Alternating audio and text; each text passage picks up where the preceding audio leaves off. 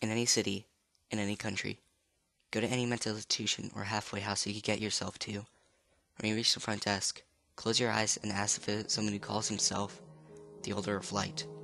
You'll be led to a single door leading to a long, winding hallway, and then be told to open your eyes. Open the door. The hallway beyond will be pitch black, but narrow enough for you to feel the walls with outstretched arms and guide yourself forward. If at any point during your trek down the hall, it is suddenly bathed in light, shut your eyes immediately and quickly make your way back to the door you came through. If your eyes stay open for more than a second, what you'll see will make you forced to tear out your own eyes. If, on the other hand, the light stays off long enough for you to navigate the entire corridor, you reach another door, look down. If you see any light escaping from the crack beneath the door, flee immediately, for what you seek is not there. If no light escapes to the next room, then carefully turn the doorknob. The room beyond will be completely dark, aside from a single dimly lit candle at its center. The faint light it emits reveals the outlines of a cloak, motionless figure huddled over it. There is only one question that he would respond to. What can protect us from them? Say anything else, and the man will tear out your eyes and force you to take his place under the cloak for the rest of eternity. If you ask the proper question, a piercing scream will ring out of the candle, and a series of light will illuminate the room, revealing images of the most horrible thoughts, fantasies, and memories experienced by single minds throughout history. Most people cannot handle this event, turning violently insane or perishing instantly at the sight of such horrors. If you should somehow manage to survive the ordeal, the cloaked man will raise slowly and put his hand up to your head, turning your gaze to meet his youthful face. Stare directly into his empty, gaping eye sockets, for if you look away from the terrible sight, you'll be stranded in this room, forever forgotten by time itself. Do not turn to look as he opens your right hand and places a small, round object upon your palm.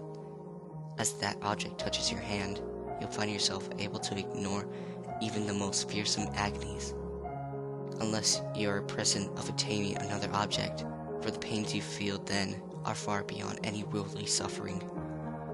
Know that even this newfound power will never help you cope with the horrible images you have witnessed in that room. They will be burned into your memory for all eternity. The eye you hold in your hand is Object 5 of 538. The awakening has begun. They must not be brought together.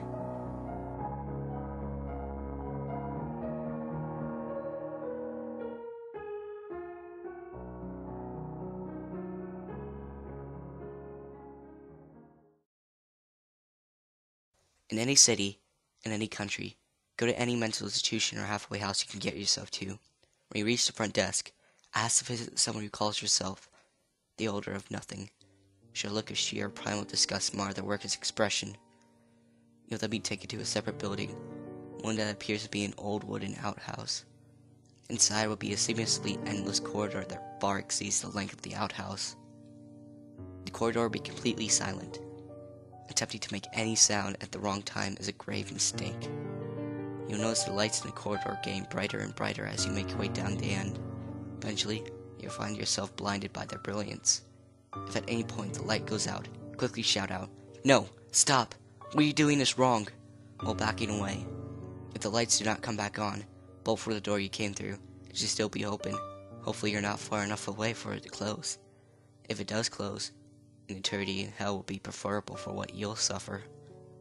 If the lights come back on, continue walking down the corridor. At the end of the hall lies a cell. The worker will open its door for you while glaring at you in disgust. Inside the cell will be a mad jumble of colors, arranged in several hurricane-like formations. You must not be distracted by them, for in the center of the room is a naked young woman, slathered in blood and bounded by straps of human soon, and you'll be better off not knowing what will happen if you take your eyes off of her face even a moment. Focus on her and ask, what were they when they were one? She will look at you in the eye and speak the answer in incredible detail. It will be unlike anything you ever heard, leaving you on the verge of ecstasy and agony. It is not uncommon for seekers to lose their mind but you mustn't let your focus break. You must take your special care not to look upon her tattooed chest. Your mind will tempt you to gaze upon it, but you must resist, for if you fail, she will flay you alive and add your mutilated flesh to her bounds, and you will remain trapped with her fully conscious for the rest of time. That tattoo is object 4 of 538. Their desire to be one again, but they mustn't.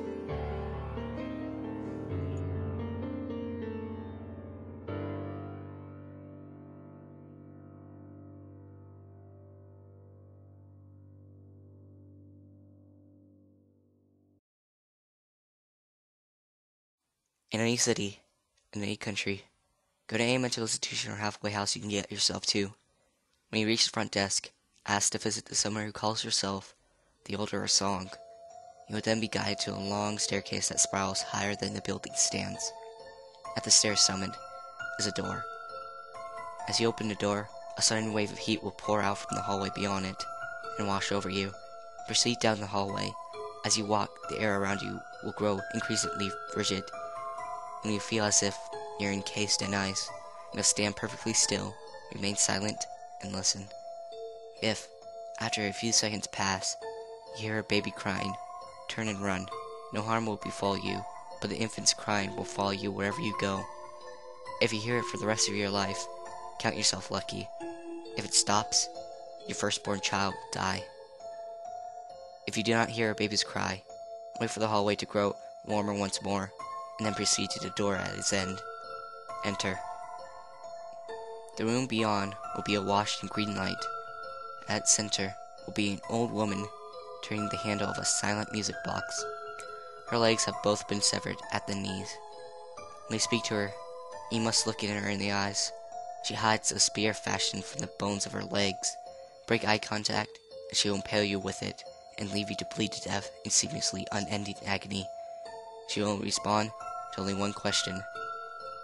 What was the song they used to play? The old woman will begin to sing a language not of this world. Her melody will be the most beautiful one you have ever heard, bringing peace and serenity to your mind, body, and soul. You'll find yourself vividly imagining a band of carefree children playing and singing innocent as they can be. And within minutes, the scene will eventually take a horrible, sinister turn. The children will begin to fight each other, and their conflict will quickly escalate to the most brutal, lethal violence you can conceive of. They will impale each other on wooden poles, disembowel each other with sharp rocks, and even rip flesh from their bones with their bare hands. You'll witness these children, now merely tattered doppelgangers of themselves, spreading death and destruction more horrific than you can ever imagine on your own.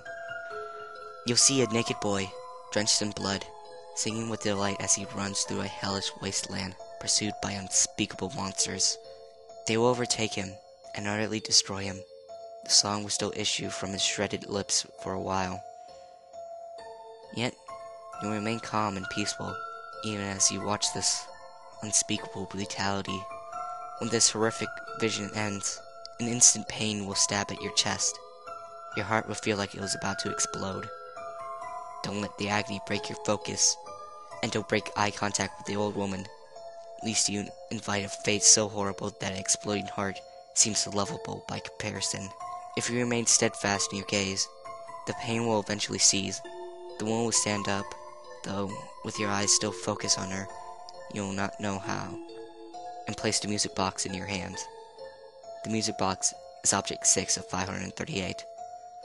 When the song plays again, they will all come together